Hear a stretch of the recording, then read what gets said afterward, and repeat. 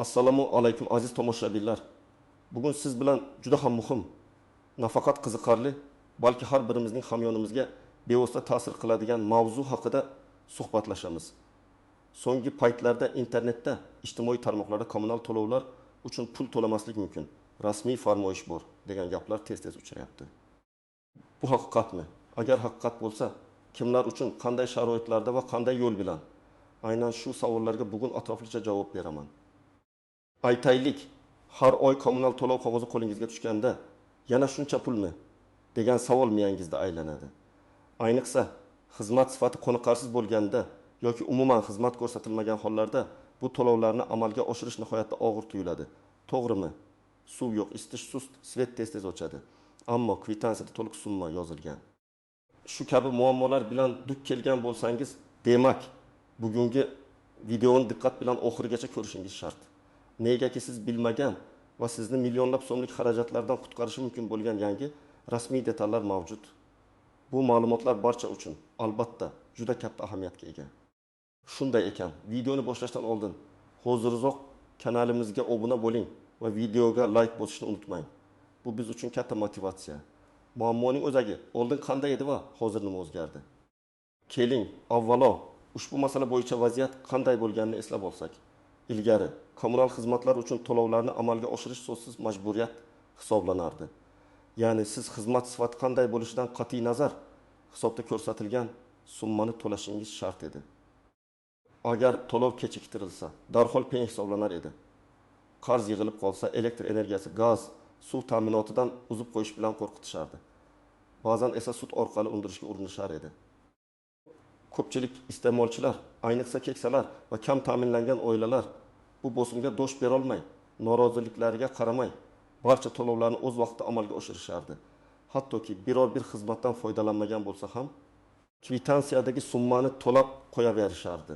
Chunki qarz yig'ilishidan, muammolarga duch kelishdan qo'rqishardi. Ba'zi hollarda odamlar xizmat sifati yomonligi uchun shikoyat qilsa ham natija bo'lmasdi. Hattoki murojaatlar umuman e'tiborsiz qoldirilardi. Bu, afsuski, ko'pchilikning kundalik hayotining bir qismiga aylangan edi. Endi esa vaziyat tubdan o'zgardi. Hukumatimiz tomonidan, ayniqsa Vazirlar Mahkamasining xizmat ko'rsatish sifatini nazorat qilish va iste'molchilar himoya qilish bo'yicha qabul qilingan yangi qarorlari, farmoyishlari orqali iste'molchilarning huquqlari yanada mustahkamlandi. Shu bilan birga kommunal xizmat ko'rsatuvchi tashkilotlarning mas'uliyati keskin oshirildi. Eng muhimi shundaki, endilikda siz nafaqat sifatli xizmat talab qilish huquqiga egasiz. Balki agar xizmat ko'rsatilmasa yoki uning sifati belgilangan standartlarga javob bermasa, aynan shu xizmat uchun to'lovdan butunlay ozod bo'lishingiz yoki qayta hisob-kitob qilishni talab qilishingiz mumkin. Ha, to'g'ri eshitdingiz. Bu shunchaki pul to'lamaslik emas, balki sizning buzilgan huquqlaringizni tiklash va adolatni tiklash yo'lidir. Ammo bu har kimga ham tegishli emas. Qandaydir shartlar va me'yorlar bor. Keling, bu yangi detallarni birma-bir ko'rib chiqaylik. Asosiy qism 1. Nimalarni bilishingiz kerak? Kimlar xavotir olishi kerak va kimlar xavotir olmasa ham bo'ladi? Bu yerda biz kommunal to'lovlarni to'lamaslik deganda nimani nazarda tutayotganimizni aniq tushunib olishimiz kerak. Bu shunchaki xohlagan vaqtda to'lovni amalga oshirmaslik degani emas. Bu sizning iste'molchi sifatida huquqlaringiz buzilgan hollarda, ya'ni kommunal xizmatlar sizga umuman ko'rsatilmaganida yoki belgilangan me'yorlardan past bo'lgan holatlarda sizning to'lov majburiyatingizni qayta ko'rib chiqish huquqini anglatadi. Qaysi hollarda to'lovdan ozod bo'lishingiz mumkin? 1. Umuman xizmat ko'rsatilmaganda, tasavvur qiling, qishning eng sovuq kunlarida tashqi harorat 10 darajadan past bo'lgan bir vaqtda sizning uyingizga markaziy isitish tizimi orqali issiqlik umuman kelmagan. 2 hafta davomida radiatorlar muzdek. Bu holatda siz isitish xizmati uchun pul to'lashingiz shart emas, chunki xizmat umuman ko'rsatilmagan. Misol uchun, Toshkent shahrining Yunusobod tumanida yashovchi Karimaxon opa misolida ko'raylik. Uning uyi 2 hafta davomida isitishsiz qolgan. Har oy issiqlik uchun o'rtacha 200 ming so'm to'laydi. Endilikda u shu 2 hafta uchun emas, balki butun oy uchun qayta hisob-kitobni talab qilishga haqli. Ba'zi hollarda hatto 3 oyga cho'zilgan issiq suv muammolari ham bo'ladi. Xizmat ko'rsatuvchi tashkilot esa bu vaqt davomida har oy ming so'mdan qaynoq suv uchun to'lov yozadi. Bu mutlaqo noto'g'ri. Agar sizning uyingizda 3 oy davomida issiq suv umuman bo'lmagan bo'lsa, siz 3 oy uchun dard 70 ming so'm pulni to'lashdan ozod bo'lishingiz mumkin. Yoki Samarqand viloyatining Kattaqo'rg'on shahrida yashovchi Ahmad aka misolida. Uning uyida bir haftadan beri elektr energiyasi yo'q. Bu paytda elektr uzatish liniyasidagi nosozlik tufayli butun mahalla elektrsiz qolgan. Ahmad aka bu bir hafta uchun elektr energiyasi to'lovidan ozod qilinishi shart. Yoki agar xizmat ko'rsatuvchi tashkilotning texnik nosozligi tufayli bir necha kun davomida gaz ta'minoti uzilib qolsa, shu kunlar uchun ham to'lovlar qayta hisoblanishi kerak. 2. Xizmat sifati belgilangan me'yorlardan past bo'lganda. Markaziy isitish tizimi orqali berilayotgan issiqlik standartga javob bermaydi. Ya'ni qonun bo'yicha xonadondagi havo harorati qishda kamida o'rinbeki 22 daraja bo'lishi kerak. Agar sizning uyingizda harorat atigi 25 daraja bo'lsa, bu degani xizmat sifatsiz ko'rsatilgan. Bunday holda siz isitish to'lovi uchun qayta hisob-kitob talab qilish huquqiga egasiz. Harorat har bir daraja pasaygani uchun belgilangan foizda to'lov miqdori kamayishi kerak.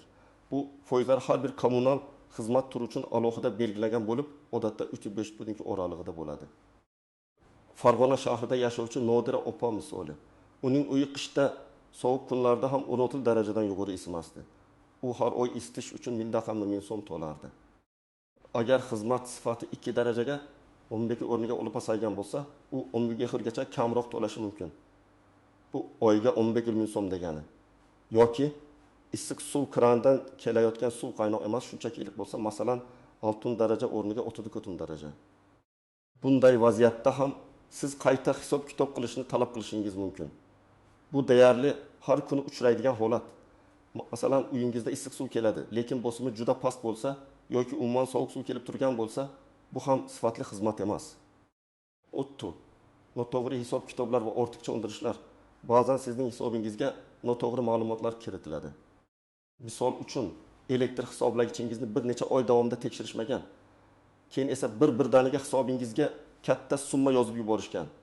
Yoki sizning to'lovlaringiz tizimda aks etmay qolgan, eski qarzlar yangi kabi ko'rsatilgan holatlar ham bo'ladi. Bunday hollarda albatta to'lovni amalga oshirmasdan turib, aniqlik kiritishni talab qilishingiz kerak. O'z hisoblagichingiz ko'rsatkichlarini doimiy ravishda rasmga olib boring. Kimlar xavotir olishi kerak? Albatta birinchi navbatda o'z xizmatlarini sifatsiz ko'rsatuvchi yoki umuman ko'rsatmaydigan kommunal xizmat ko'rsatuvchi tashkilotlar xavotir olishi kerak. Chunki iste'molchilarning huquqiy bilimi oshgani sayin ulardan talabchanlik ham ortadi. Ikkinchidan, o'z huquqlarini bilmay har qanday summani so'zsiz to'lab kelgan iste'molchilar ham xavotir olishi kerak. Negaki, ular o'z pullarini befoyda sarflayotgan bo'lishlari mumkin. Kimlar xavotir olmasa ham bo'ladi. O'z vaqtida sifatli kommunal xizmatlardan foydalanib kelayotgan va barcha to'lovlarni o'z vaqtida amalga oshirayotgan iste'molchilar uchun hech qanday xavotirga o'rin yo'q. Siz har doimgidek o'z majburiyatlaringizni bajarishda davom etasiz. Asosiy qism 2. Qoidalardagi istisnolar, qaltis nuqtalar va e'tibordan chetda qolishi mumkin bo'lgan jihatlar. Bu rasmiy farmoyish hammaga birdek pul to'lama degan signal emas. Bu yerda bir nechta muhim istisnolar, e'tibor berish kerak bo'lgan qaltis nuqtalar va ba'zan e'tibordan chetda qoladigan nozik jihatlar bor. Istisnolar bu umumiy tekin xizmat degani emas. Agar sizga xizmatlar belgilangan standartlar asosida sifatli va o'z vaqtida ko'rsatilayotgan bo'lsa, siz to'lovlarni to'lashingiz shart va majbursiz. Bu yangi tartib faqat xizmat ko'rsatishdagi kamchiliklar yuzasidan qo'llaniladi. Sizning huquqingiz buzilmasa, majburiyatingiz saqlanib qoladi. Sizga kimdir umuman to'lama rasmiy farmoyish bor desa, u holda bu noto'g'ri ma'lumot ekanligini bilib oling. 2. Rejali profilaktika ishlari. Kommunal xizmatlar har qanday texnik tizim kabi vaqti bilan rejali ta'mirlash, profilaktika yoki yangilash ishlarini talab qiladi. Agar bunday ishlar oldindan belgilangan tartibda, ya'ni rasmiy e'lon berilgan holda va ma'lum bir muddat ichida amalga oshirilgan bo'lsa, shu muddat davomida xizmat ko'rsatilmaganligi uchun to'lovdan ozod bo'lmaysiz. Chunki siz bu haqida oldindan ogohlantirilgansiz. Faqat agar rejalashtirilgan ta'mir muddati belgilanmagan muddatdan oshib ketsa, o'sha ortiqcha kunlar uchun qayta hisob-kitob talab qilish huquqiga egasiz. Misol uchun, issiqlik ta'minoti 3 kun muddatga uziladi degan e'lon berilgan. Agar 5 kun uzilsa, qolgan 2 kun uchun sizga qayta hisob-kitob qilinishi kerak. Ichki tarmoqlardagi nosozliklar. Agar sizning uyingizda yoki kvartirangizda ichki kvartira ichidagi sovuq quvurlar yorilgan bo'lsa, yoki elektr simlari kuygan bo'lsa va shu sababdan xizmat ko'rsatuvchi yetib bormayotgan bo'lsa, bu kommunal xizmat ko'rsatuvchi tashkilotning aybi emas.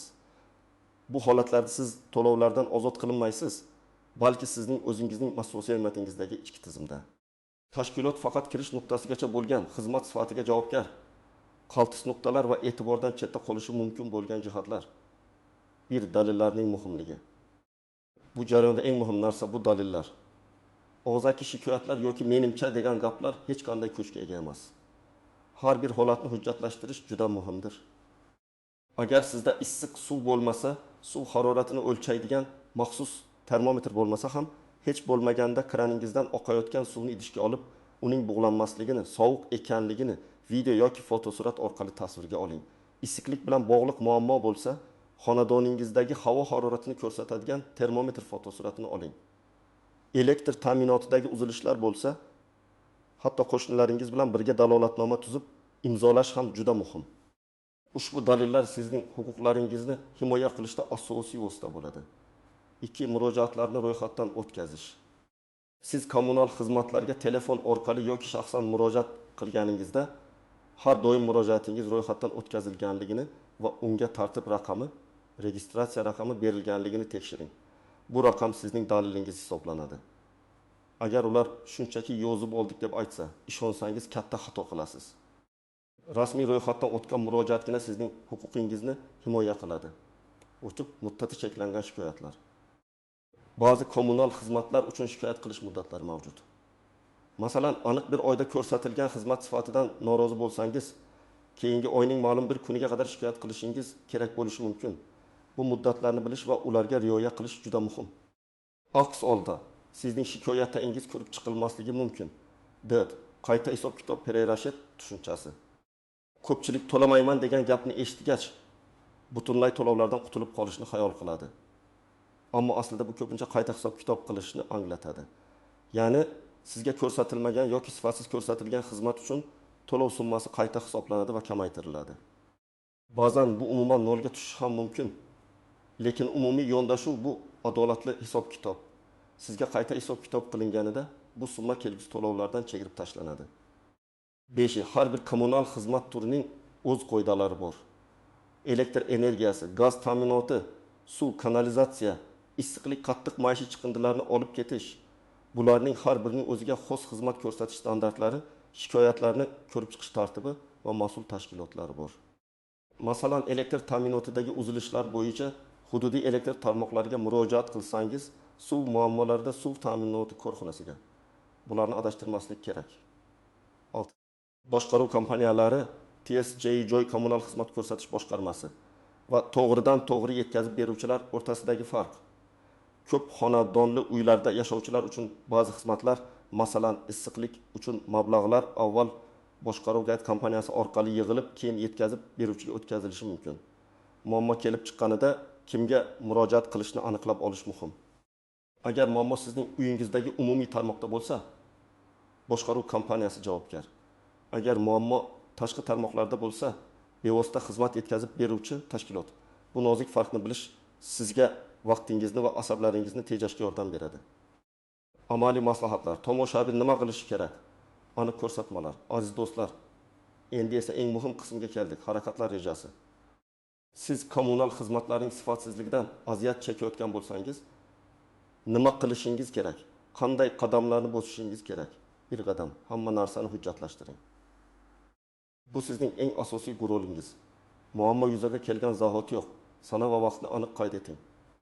Fotosuratlar va videolar oling. Masalan, agar issiq suv kelmayotgan bo'lsa, kraningizni ochib, oqayotgan suvning haroratini bug' chiqmayotganini videoga oling.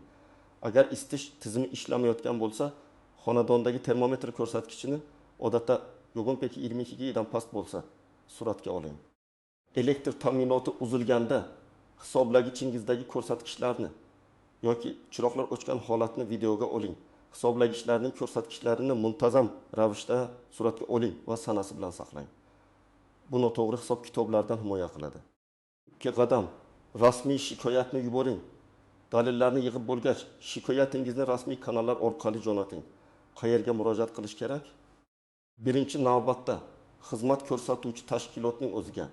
Ular odatda call center yoki rasmiy veb saytlari orqali murojaatlarni qabul qilishadi. Shaxsan borib ariza topshirish ham mumkin.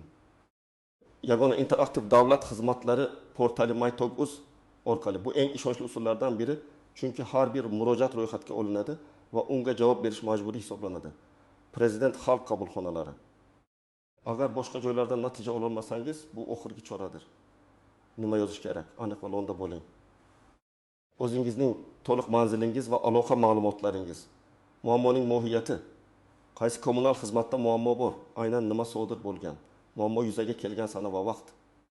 Sizda mavjud bo'lgan dalillar, fotosuratlar, videolar, hisoblagich ko'rsatkichlari. Ularni arizaga ilova qiling. Sizning talabingiz xizmat uchun to'lovni qayta hisoblash, ta'mirlash, to'lovdan ozod qilish. Eng muhimi, shikoyatingizni ro'yxatdan o'tkazganingizni tasdiqlovchi hujjat, kiruvchi raqam, shtamp yoki my.gov.uz-dagi tasdiqnomani oling. Bu hujjat sizning qo'lingizdagi asosiy dalil bo'ladi. Agar shaxsan borgan bo'lsangiz, arizangizning ikkinchi nusxasiga qabul qiluvchi xodimning imzosi va tashkilotning muhri qo'yilganligiga ishonch hosil qiling.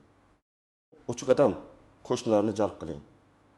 Agar sizning muammoingiz butun bir ko'p qavatli uyga yoki mahallaga tegishli bo'lsa, qo'shnilaringiz bilan birgalikda harakat qiling. Kollektiv shikoyatlar har doim alohida shaxsning shikoyatidan ko'ra kuchliroq bo'ladi. Birgalikda dalolatnoma tuzing. Unda muammoning mohiyati, sanasi va uning sabablari aniq yozilsin. Dalolatnomaga imzo chekkan barcha qo'shnilaringizning ism-sharifi, manzili va aloqa raqamlarini yozing. Bu hujjat ayniqsa sudga murojaat qilishda juda qimmatli dalil bo'ladi. Deb qadam, agar javob bo'lmasa yoki qoniqarsiz bo'lsa, masalani kuchaytiring. Hududiy hokimiyat. Agar xizmat ko'rsatuvchi tashkilot sizning murojaatingizga e'tibor bermasa yoki qoniqarsiz javob bersa, tuman qahar hokimiyatiga murojaat qiling. Hokimiyatlar hududidagi kommunal xizmatlarning faoliyatini nazorat qilish vakolatiga ega.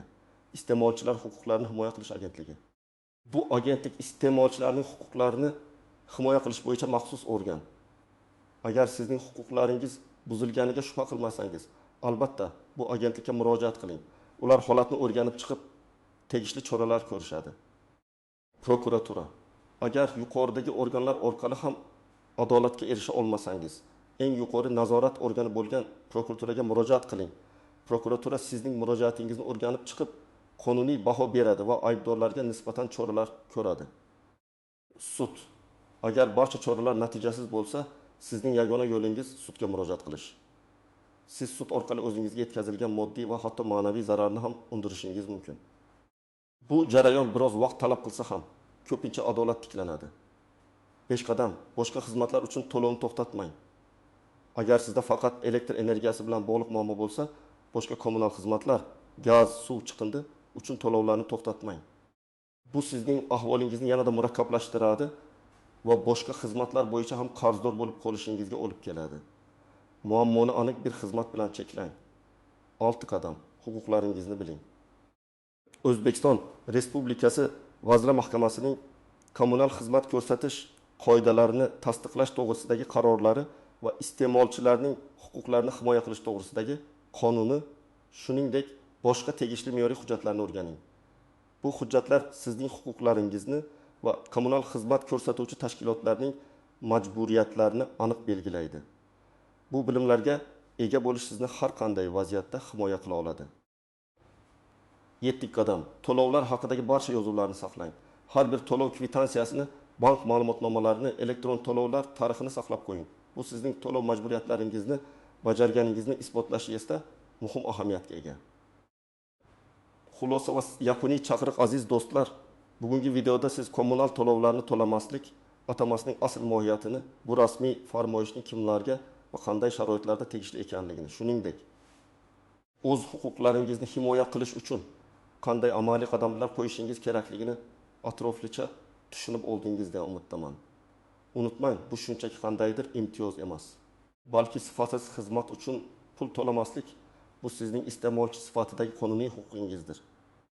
Sizning haqqingiz buzilganda jim turmang. Aksincha, bilimingizni ishga solib, adolatni tiklashga harakat qiling.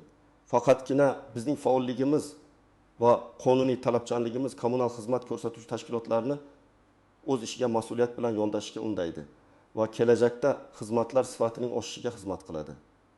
Sizningcha kommunal xizmatlar sifatini oshirish uchun yana qanday choralar ko'rish kerak? Siz o'zingiz qanday muammolarga duch kelgansiz va ularni qanday hal qilgansiz? O'z fikr mulohazalaringizni, tajribalaringizni va savollaringizni izohlarda yozib qoldiring. Bu boshqa tomoshabinlar uchun ham juda foydali bo'ladi. Ushbu videoni do'stlaringiz va yaqinlaringiz bilan ulashishni unutmang. Axir, bu ma'lumot hammaga kerak. Videoga like bosib, kanalimizga obuna bo'lishni esdan chiqarmang. Yangi va foydali videolarda ko'rishguncha omon bo'ling.